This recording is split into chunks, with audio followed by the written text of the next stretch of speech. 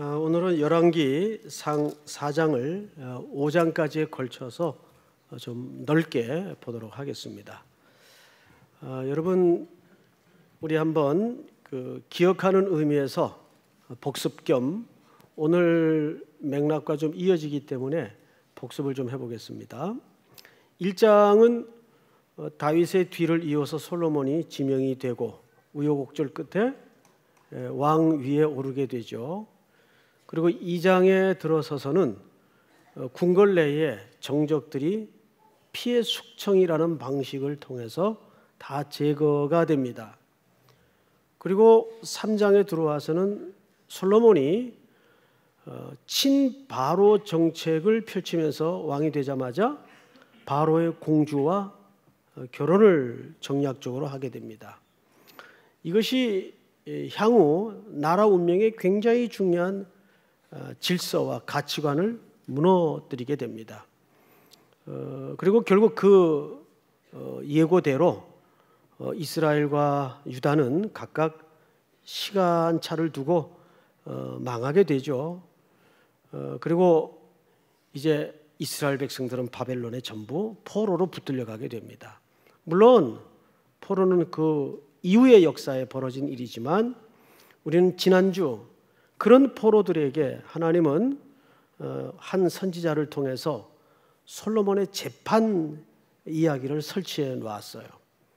그 재판이 갖는 의미는 야, 솔로몬 대단하다, 명철하다, 똑똑하다, 이것을 드러내기 위한 이야기 기법이 아니고 그 친모의 마음속에 감추어진 하나님의 이스라엘 백성들을 향하는 그 불타는 마음을 설명함으로써 하나님이 능력이 없어서 그들을 포로로 붙들려 가게 한 것도 아니고 전쟁에 무능해서 진 것도 아니라는 것을 설명하는 하나의 이야기를 통한 기법이라고 말씀을 드렸습니다. 이제 오늘은 이스라엘 역사에 가장 영광스러웠던, 가장 영화로웠던 이 시대가 갖는 의미가 뭔가를 우리가 좀 보도록 하죠. 우선 1절을 한번 볼까요? 1절, 4장 1절입니다. 솔로몬 왕이 온 이스라엘의 왕이 되었고 그의 신하들은 이러하니라. 사독의 아들 아사리야는 제사장이요 하면서 쭉 행정조직이 등장을 합니다. 이제 앞을 좀 보십시다. 정권이 바뀌면 행정조직이 다 바뀝니다. 사람만 바뀌는 게 아니고 어떤 조직은 없어져요. 그리고 어떤 조직은 신설이 됩니다. 예를 들면 우리 그 근현대사의 정권의 순서를 쭉 보면 뭐 박정희, 전두환, 노태우 이런 시대는 뭐 환경부 장관 같은 게 없었어요. 그때는 그게 중요한지도 몰랐던 시대니까.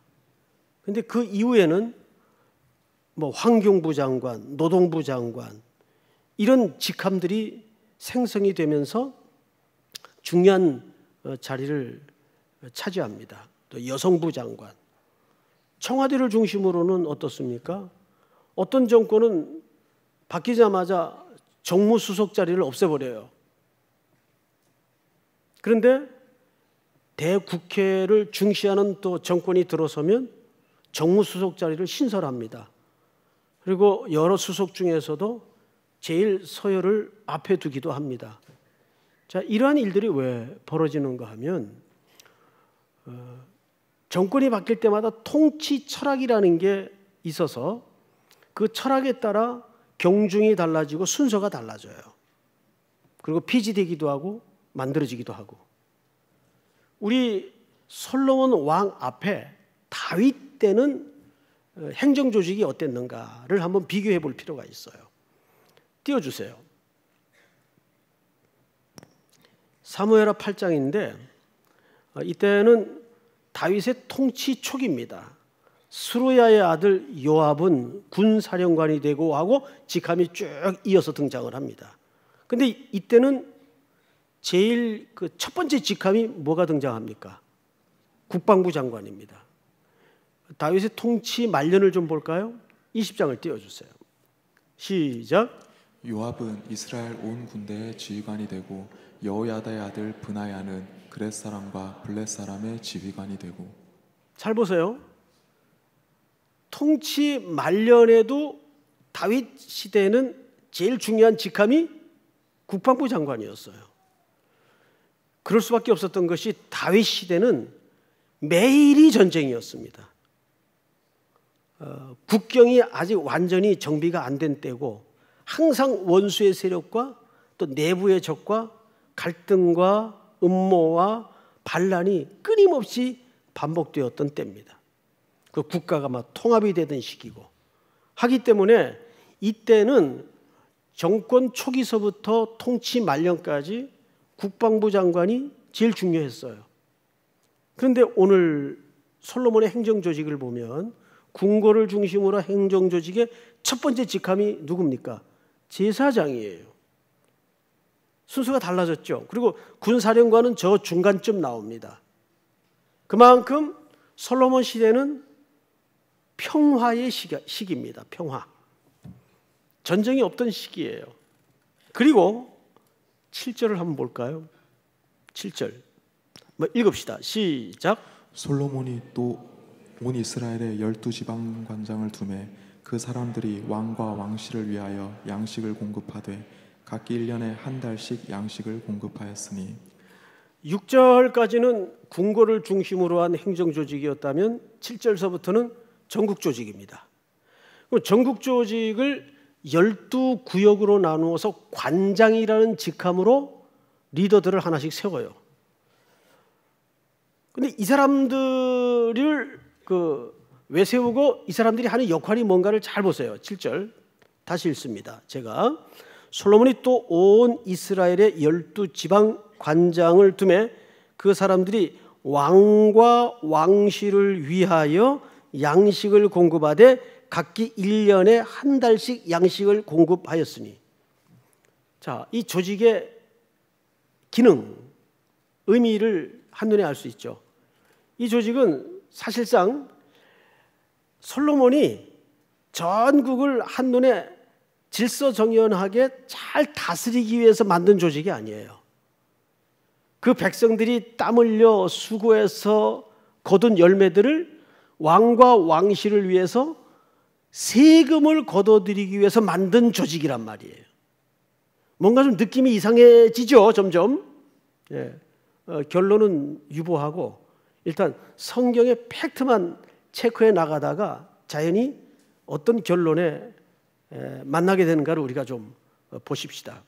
그러니까 이 조직은 정확하게 매달 12구역이 한 달씩 번갈아 가면서 그 지방의 곡물과 세금들을 거두어서 왕과 왕실을 위하여 실어 나르는 전달자의 역할과 기능을 위해서 만든 조직입니다. 그리고 또 볼까요? 20절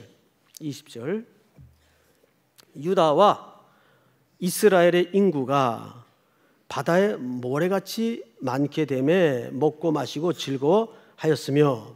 저를 보실까요? 자, 이 말을 잘 이해하셔야 돼요. 여러분, 바닷가에 모래같이 인구가 많아졌어요. 그런데 앞에 유다와 이스라엘의 인구가 그랬어요. 이때는 아직 나라가 나누어지기도 전인데 왜 유다와 이스라엘로 구분해서 설명을 할까요? 이 기록이 나누어진 이후에 그 훗날 기록했기 때문입니다. 지난주 말씀을 드렸지만 이 열왕기상이라는 책은 포로 생활에 고달픈 백성들이 신학적 혼란을 가져왔어요. 하나님은 전능하신가? 그렇다면 왜 우리를 이 고난의 역사 속에 던져놓으셨는가?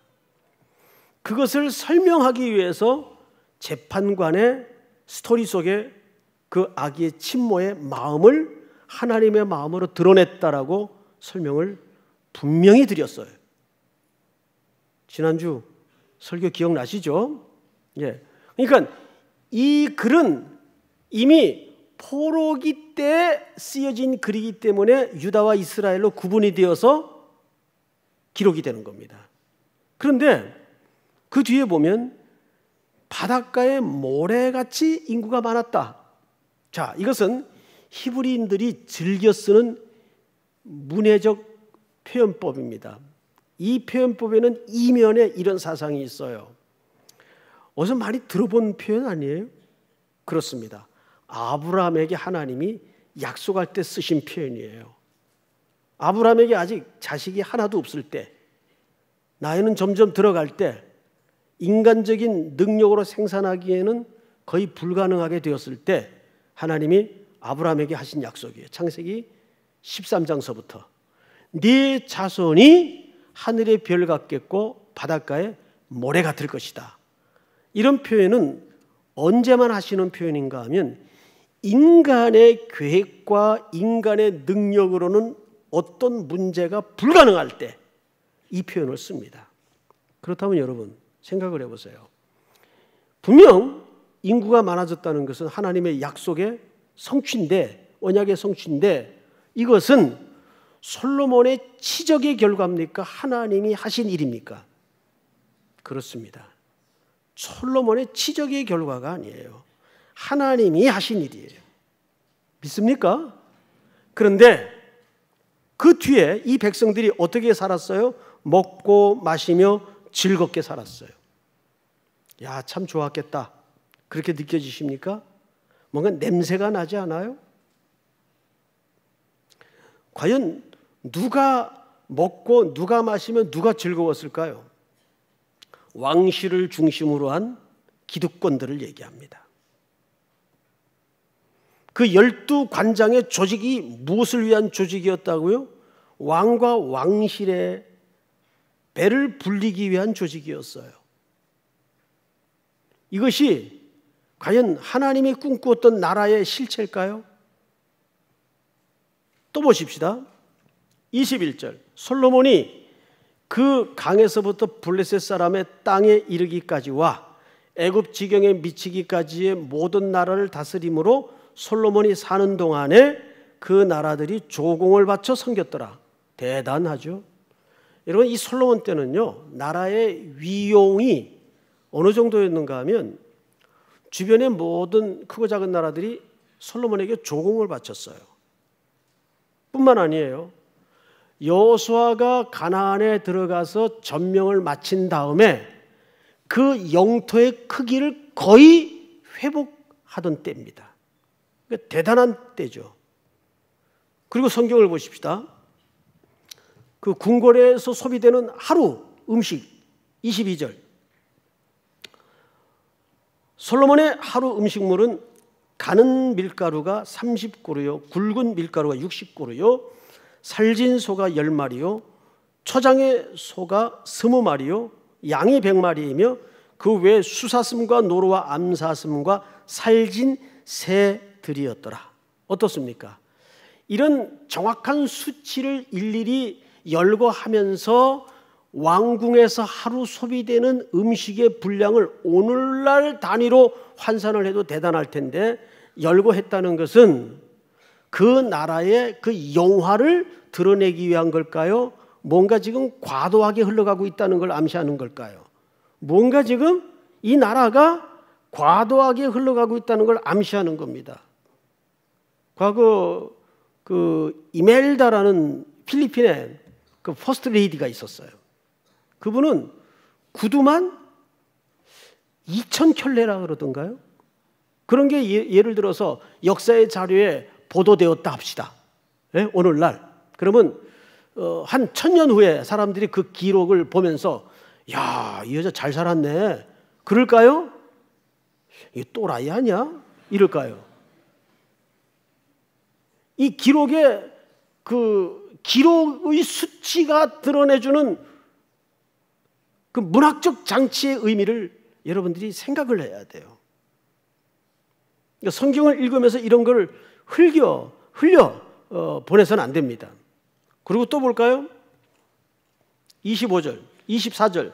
솔로몬이 그 강 건너편을 딥사에서부터 가사까지 모두 그 강 건너편의 왕을 모두 다스림으로 그가 사방에 둘린 민족과 평화를 누렸으니.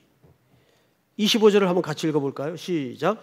솔로몬이 사는 동안에 유다와 이스라엘이 단에서부터 브엘세바에 이르기까지 각기 포도나무 아래와 무화과 나무 아래에서 평안히 살았더라. 자, 여러분 눈을 성경에 두시고 귀로는 제 음성을 들으십시오. 평화를 누렸고 평안히 살았어요. 이제 앞을 보세요. 우리는 평안이라는 말에 시대를 속아서는 안 돼요. 얼마든지 성경에는 거짓 평안의 시대가 많아요.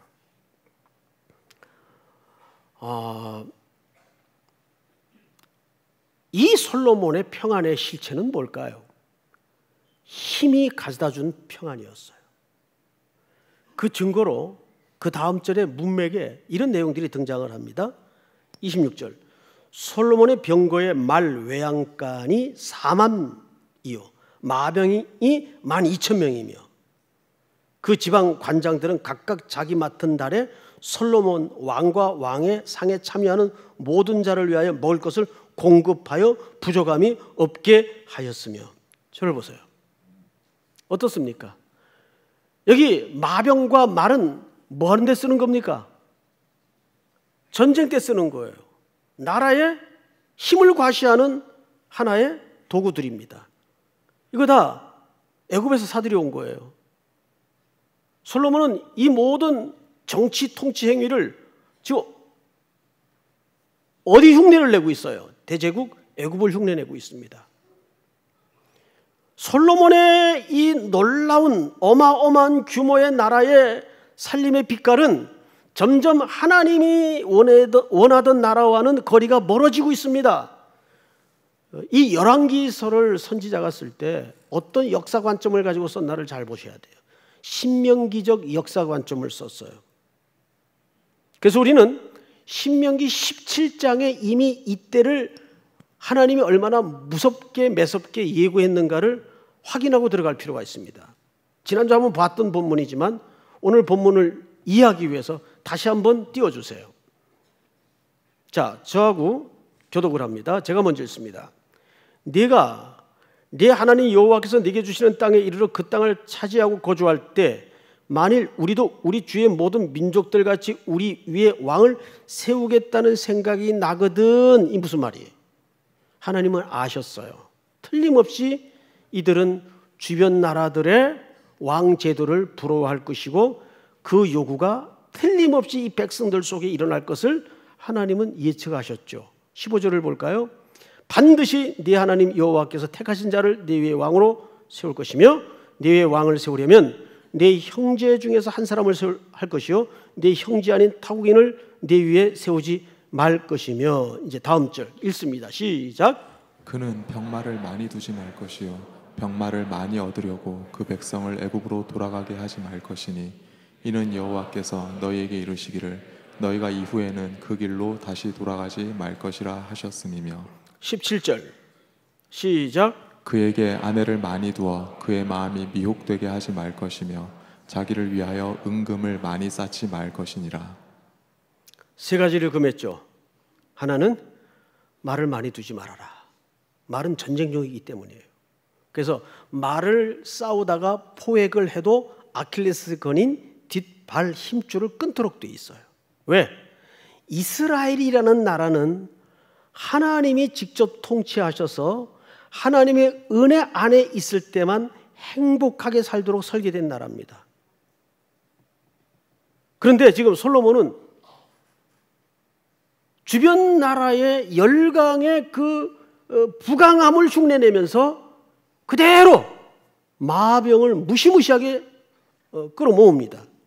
게다가 금했던 아내는 후궁 300가지 앞에서 1000명을 둡니다. 1000명.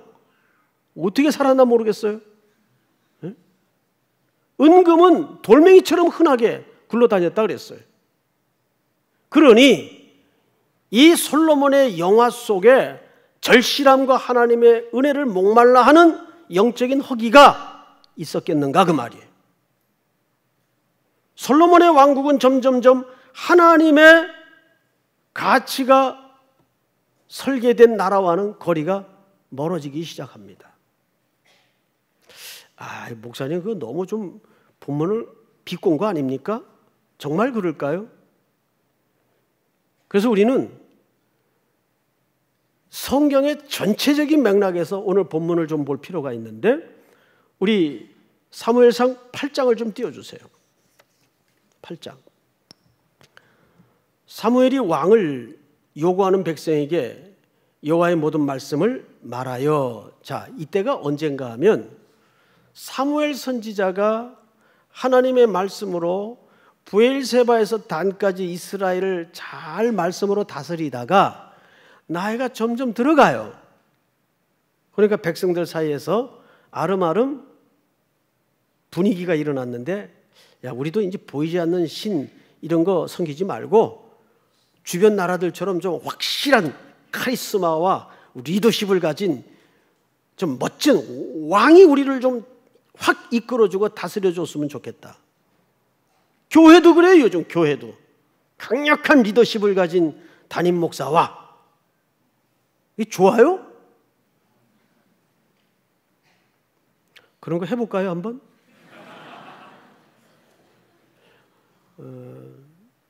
교회는 사람의 영향력이 커지면 망해요. 착각하지 마세요. 그런 게 좋은 게 아니에요. 11절 한번 같이 읽겠습니다. 시작. 이르되 너희를 다스릴 왕의 제도는 이러하니라. 그가 너희 아들들을 데려다가 그의 병거와 말을 어거하게 하리니 그들이 그 병거 앞에서 달릴 것이며. 11절을 잘 보세요. 왕이 일어나면 아들들을 데려다가 전부 병거 앞을 달리게 한대요. 그러니 그 삶이 얼마나 고달팠겠어요. 다음 절.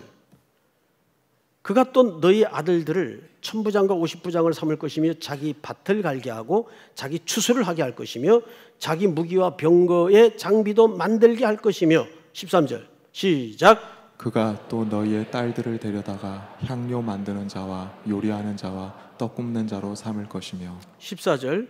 그가 또 너희의 밭과 포도원과 감람원에서 제일 좋은 것을 가져다가 자기의 신하들에게 줄 것이며. 시작. 그가 또 너희의 곡식과 포도원 소산의 11조를 거두어 자기의 관리와 신하에게 줄 것이며. 그가 또 너희의 노비와 가장 아름다운 소년과 나귀를 끌어다가 자기 일을 시킬 것이며 너희 양떼의 10분의 1을 거두어 가리니 너희가 그의 종이 될 것이라. 시작. 그날에 너희는 너희가 택한 왕으로 말미암아 부르짖되 그날에 여호와께서 너희에게 응답하지 아니하시리라 하니.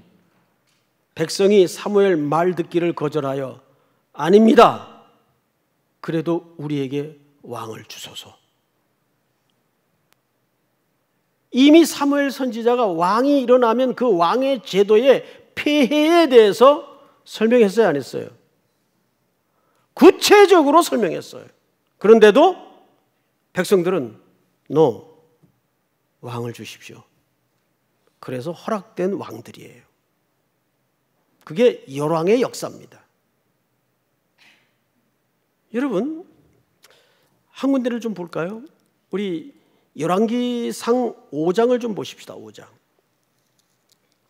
5장을 보시면 13절. 이에 솔로몬 왕이 온 이스라엘 가운데에서 역군을 불러일으키리니 그 역군의 수가 3만 명이라.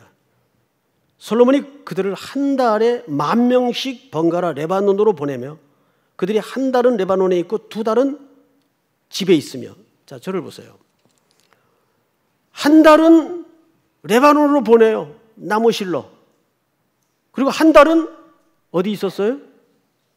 또 2달은 집에 있고. 그러니 이 백성들의 삶이 얼마나 힘들었겠어요. 그리고 역사가의 평가도 중요한 게 아니에요. 먼 훗날 솔로몬이 죽고 나서 그 아들 르호보암이 왕위에 오르려 할 때 백성들의 냉혹한 평가를 한번 볼 필요가 있어요. 열왕기상 12장을 띄워주세요. 4절 읽습니다. 시작. 왕의 아버지가 우리의 멍에를 무겁게 하였으나 왕은 이제 왕의 아버지가 우리에게 시킨 고역과 매운 무거운 멍에를 가볍게 하소서. 그리하시면 우리가 왕을 섬기겠나이다. 르호보암이 이제 왕위에 오르는 과정인데 일부 신하들이 와서 얘기하는 겁니다. 왕의 아버지가 우리 멍에를 무겁게 하였으나, 여기 왕의 아버지는 누굴 가리킵니까? 솔로몬이에요.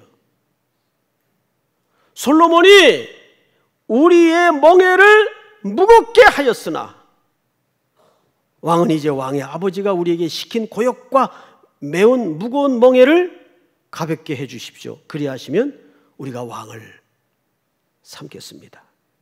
솔로몬이 얼마나 백성들의 삶을 고달프게 했는지, 그 솔로몬의 드러난 영화 속에 감추어진 보이고 싶지 않은 속살이에요. 성경은 그것을 정확하게 설명하고 있습니다.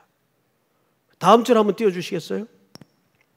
함께 자라난 소년들이 왕께 아뢰어 이르되 이 백성들이 왕께 아뢰기를 왕의 부친이 우리의 멍에를 무겁게 하였으나 왕은 우리를 위하여 가볍게 하라 하였은즉 왕은 대답하기를 내 새끼손가락이 내 아버지의 허리보다 굵으니 11절 시작.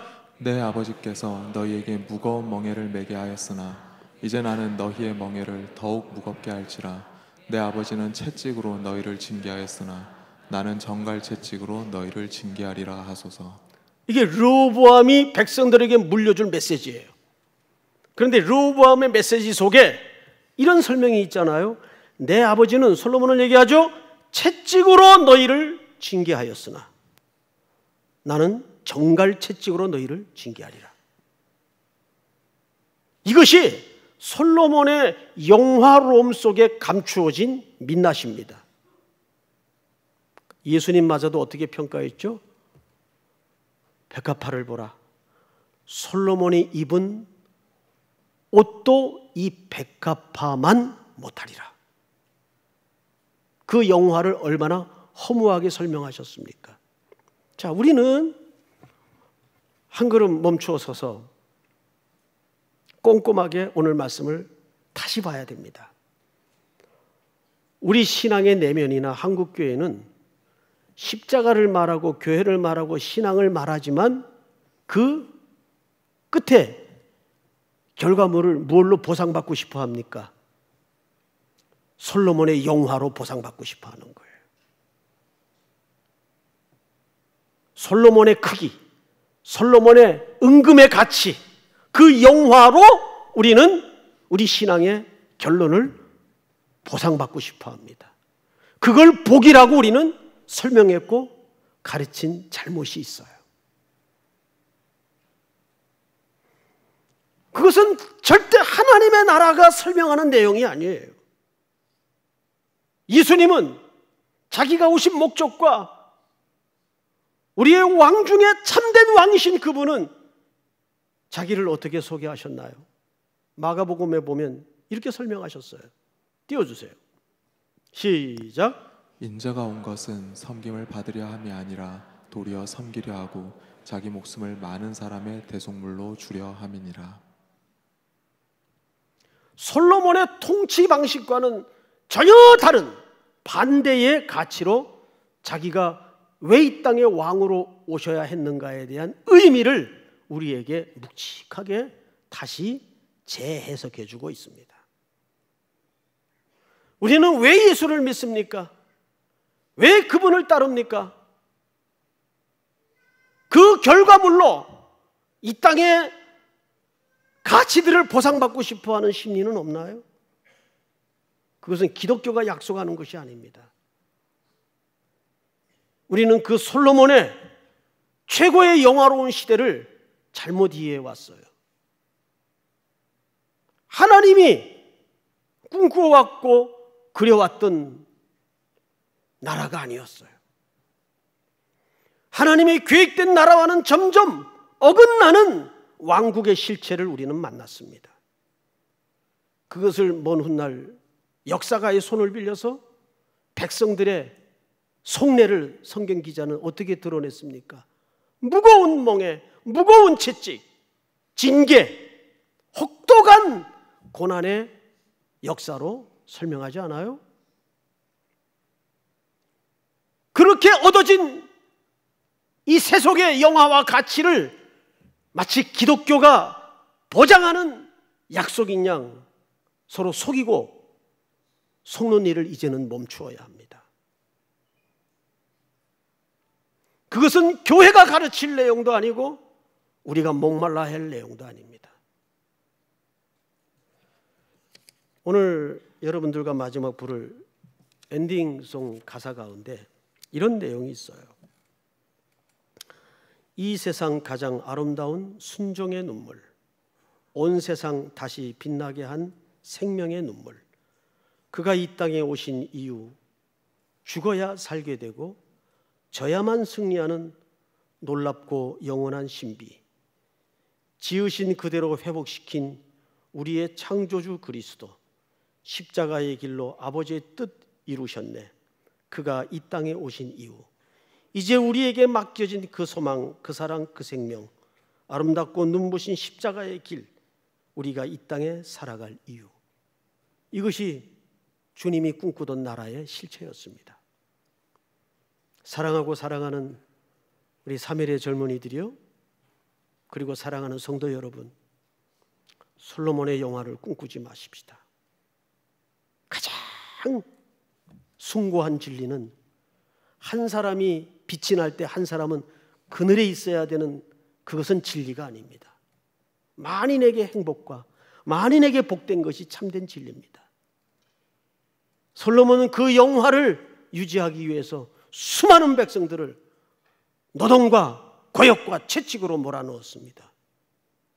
그것이 그리스도가 꿈꾸던 나라는 아닙니다. 그래서 주님은 이 땅에 십자가의 멍에를 지시기 위해서 오셨고, 그 멍에에 오늘 기꺼이 여러분들을 복되게 초대하고 있는 것입니다. 다 일어나십시다. 그가 오신 이유 우리 찬양하죠.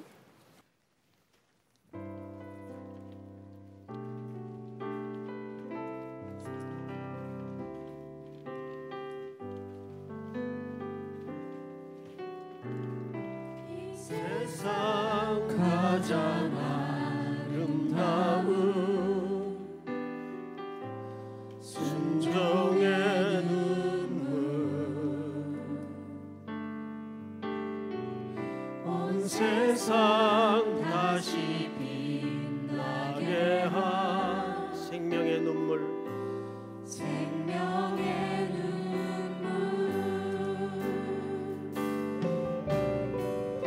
그가 이 땅에 오신 이유, 죽어야 살게 되고 져야만 승리하는, 져야만 승리하는 놀랍고 영원한 신비, 놀랍고 영원한 신비, 지으신 그대로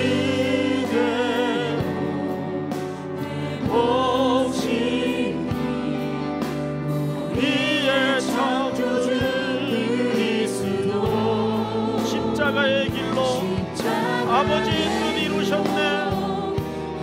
아버지 뜻 이루셨네.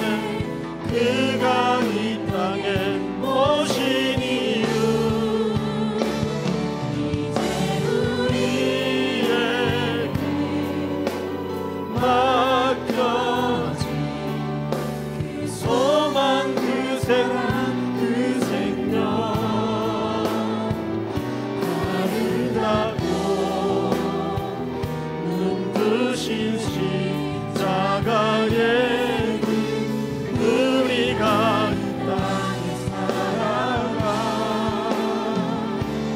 이유. 우리 한번 서진 채로 눈을 감고 오늘 주신 말씀을 기억하여 함께 기도했으면 합니다. 먼저는 우리가 왜 신앙생활을 해야 하며 십자가의 도를 따르기로 작정한 진짜 이유가 뭡니까? 도대체 마지막 뭘 보상받고 싶어 하려는 거죠? 그것이 어쩌면 우리 신앙의 실체일 수가 있습니다. 다시 한번 주님이 오신 이유 앞에 대답할 언어를 준비하는 인생이 되게 하여 주시옵소서. 주님이 걸으신 이 길에 우리의 걸음이 있게 하시고 주님이 부르신 그 순종의 십자가 길 끝에 주님과 만나는 행복을 보게 하여 주시옵소서. 또 아직도 남아있는 우리가 밟아야 될 땅 선교 일정을 위해서 또 8월 한 달 이미 시작했지만 오늘 주신 말씀 붙들고 승리하게 하시고 한 주간의 삶도 복되게 하여 주시옵소서. 우리 한번 주여 부른 다음에 기도합니다. 주여! 하나님 은혜를 감사합니다. 영광 받아 주시옵기를 간절히